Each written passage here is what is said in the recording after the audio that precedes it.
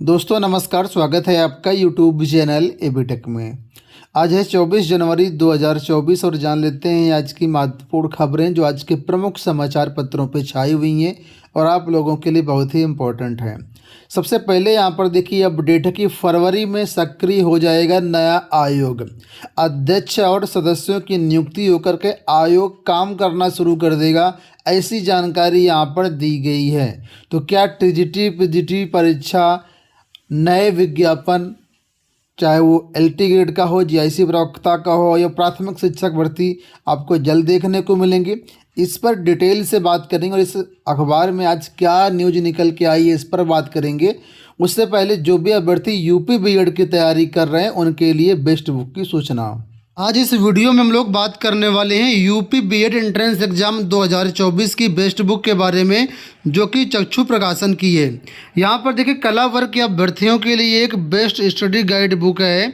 इसमें आपको संपूर्ण सिलेबस को ऑफिशियली रूप से कवर किया गया है। 2700 से ज़्यादा महत्वपूर्ण प्रश्न दिए गए हैं। 7 सॉल्व पेपर्स व्याख्यात्मक रूप से हल करके दिए गए हैं, यानी 2017 से 2023 तक के सभी पेपर्स आपको यहाँ पर इस बुक में मिल जाएंगे। संपूर्ण सिलेबस भी यहाँ पर आपको मिल जाएगा। जो इसकी भाषा है पुस्तक की काफ़ी आसान है, सारी चीज़ें आप आसानी से समझ सकते हैं और इस बुक से तैयारी करके आप आसानी से गवर्नमेंट जो कॉलेज है उसको आप प्राप्त कर सकते हैं। इस गाइड बुक के अलावा इनकी प्रैक्टिस सेट की भी बुक आती है, जहां पर बहुत सारे प्रैक्टिस सेट आपको यहां पर मिल जाएंगे। तो बेहतरीन तैयारी करने के लिए आप लोग स्टडी गाइड बुक के साथ प्रैक्टिस सेट की बुक भी ज़रूर परचेज करें। ये बुक आपको नज़दीकी बुक स्टॉल पर मिल जाएगी या फिर ऑनलाइन फ्लिपकार्ट अमेजन पर भी मिल जाएगी। लिंक वीडियो के डिस्क्रिप्शन बॉक्स में भी दिए गए हैं। अब दोस्तों वीडियो में बढ़ते हैं आगे, बात कर लेते हैं इस पहली अपडेट के बारे में। तो यहाँ पर देखिए बताया गया कि उत्तर प्रदेश शिक्षा सेवा चयन आयोग फरवरी में सक्रिय हो जाएगा। आयोग के अध्यक्ष एवं सदस्यों की नियुक्ति के लिए आवेदन की प्रक्रिया पूरी हो चुकी है। आवेदनों की स्क्रीनिंग भी शुरू हो गई है। फरवरी में अध्यक्ष और सदस्यों की नियुक्ति हो जाएगी। नए आयोग के गठन के इंतजार में अशासकीय सहायता प्राप्त माध्यमिक विद्यालयों और अशासकीय महाविद्यालयों में 2 साल से शिक्षकों की भर्ती फंसी हुई है। अशासकीय महाविद्यालयों में भर्ती के लिए 1017 पदों पर ऑनलाइन आवेदन लिए जा चुके हैं। वहीं अशासकीय माध्यमिक विद्यालयों में टीजीटी पीजीटी की भर्ती के लिए 4163 पदों पर आवेदन अगस्त 2022 में लिए जा चुके हैं। दोनों भर्तियों के विज्ञापन जारी हुए 2 साल पूरे हो चुके हैं लगभग।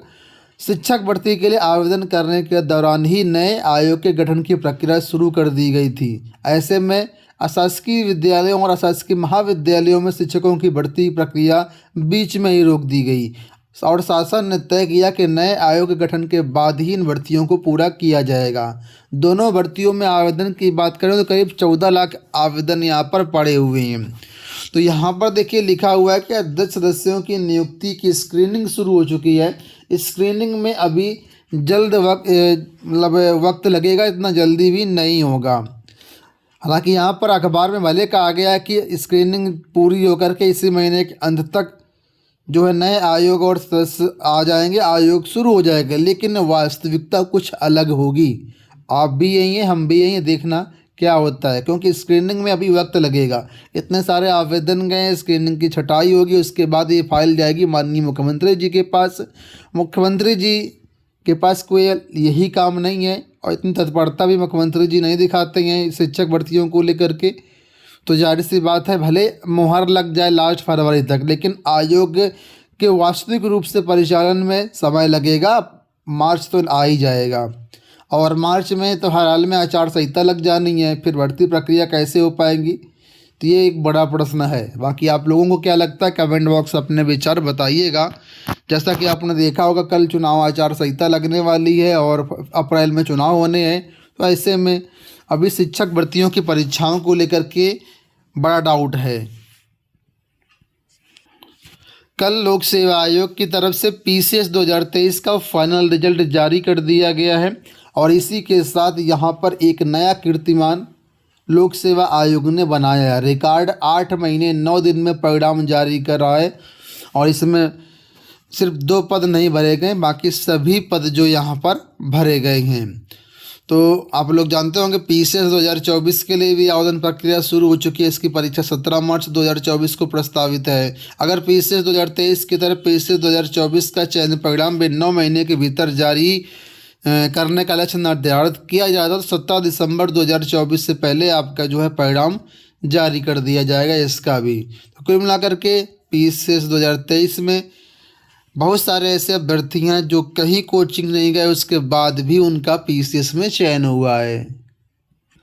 एक आप यहाँ पर एग्जाम्पल दे सकते हैं कि वायुसेना में 20 वर्ष नौकरी करने के बाद बने RO अब SDM। PCS की मेरिट में दूसरे स्थान पर रहे प्रयागराज के प्रेम शंकर पांडे। तो यहाँ पर देखिए इन्होंने बताया है कि दूसरे प्रयास में ही SDM बन गए हैं। बेली कॉलोनी प्रयागराज के रहने वाले प्रेम शंकर पांडे ने PCS की तैयारी के लिए कोई कोचिंग नहीं ली, सिर्फ यूट्यूब और टेलीग्राम में उपलब्ध सामग्री की मदद से ही तैयारी की और दूसरे प्रयास में सफलता हासिल की। तो बहुत सारे लोग सोचते हैं कि हम बिना कोचिंग के PCS नहीं निकाल सकते, तो ऐसा नहीं है। आपके सामने उदाहरण है, यहाँ पर सेकंड टॉपर है, ये इलाहाबाद के रहने वाले हैं। पहले यहाँ पर वायुसेना में थे, इसके बाद देखिए सेकंड टॉपर बन गए बिना कोचिंग के। तो अगर आप तैयारी करते हैं तो किसी भी सोशल मीडिया प्लेटफॉर्म से तैयारी कर सकते हैं। आपके पास कंटेंट की इस समय कोई कमी नहीं है, ठीक है। तो जो भी अभ्यर्थी ऐसा सोचते हैं कि कोचिंग करना ज़रूरी है, लाखों खर्च करना ज़रूरी है, ऐसा कुछ भी नहीं। अगर आप मन से पढ़ाई करेंगे तो कोई भी माध्यम हो, किसी मीडियम के हो, कोई दिक्कत नहीं है, आप आराम से पास आउट हो जाएंगे।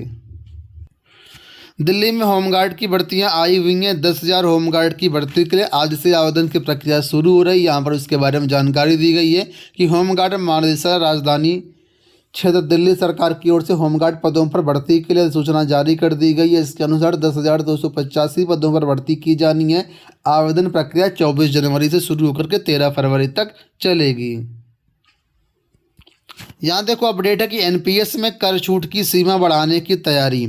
राष्ट्रीय पेंशन योजना यानी NPS को और अधिक आकर्षक बनाने के लिए सरकार अंतरिम बजट में कई रियायतों की घोषणा कर सकती है। इसके तहत 75 वर्ष से अधिक आयु के वरिष्ठ नागरिकों के लिए योगदान और निकासी पर कर छूट सीमा को बढ़ाया जा सकता है। इसे बढ़ाकर के 12% किया जा सकता है, जो अभी 10% है।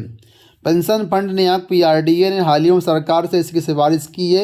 नियामक का कहना है कि कर के मामले में EPFO की तरह ही NPS में योगदान देने वाली कंपनियों और नियोक्ताओं के लिए समान अवसर होने चाहिए। इसमें असमानता अभी है। तो कुल मिलाकर के कई सारी छूट आपको यहाँ पर देखने को मिल सकती है।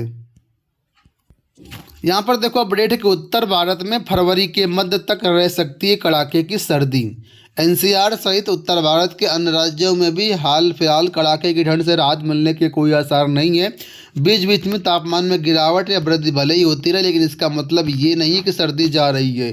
ठिठुरन भरी सर्दी इस बार फरवरी के मध्य तक रह सकती है। तो मौसम विज्ञान का कहना है कि पश्चिमी विक्षोभ की अनियमितता के चलते ऐसी स्थिति बन रही है। अभी सप्ताह भर के दौरान भी इसमें बदलाव की संभावना नहीं है। महीने के अंत में एक और पश्चिमी विक्षोभ आने वाला है, उस पर भी निगाह रखी जा रही है। तो कुल मिलाकर के इस बार फरवरी तक ठंड पड़ेगी।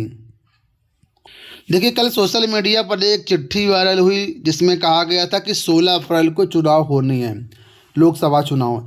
इस पर आयोग ने कल सफाई भी दी है और कल इसके बारे में हमने आपको डिटेल्ड वीडियो बनाया। अगर आप नोटिस देखना चाहते हैं तो हमारे यूट्यूब चैनल पर उसका वीडियो अवेलेबल है।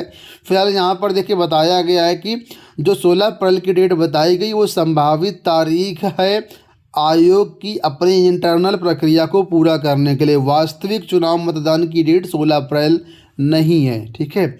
तो जो भ्रम फैल रहा था लोगों के बीच वो क्लियर कर दिया गया चुनाव आयोग की तरफ से और साफ बोला गया कि चुनाव की वास्तविक तारीख नहीं है। अंत में यहाँ पर अपडेट है यूपी बोर्ड प्रैक्टिकल एग्जामिनेशन को लेकर के फेज 1 के प्रैक्टिकल परीक्षा के लिए 8,000 परीक्षक नियुक्त किए गए हैं। पहले चरण में 10 मंडल में परीक्षा होनी है। नामावली सहित अन्य प्रपत्र विद्यालयों में उपलब्ध करा दिए गए हैं। कल 25 जनवरी से परीक्षा शुरू हो रही है। तो दोस्तों ये हो गई आज की सारी सूचनाएं। उम्मीद करेंगे वीडियो आपको पसंद आया होगा। इस वीडियो में इतना ही।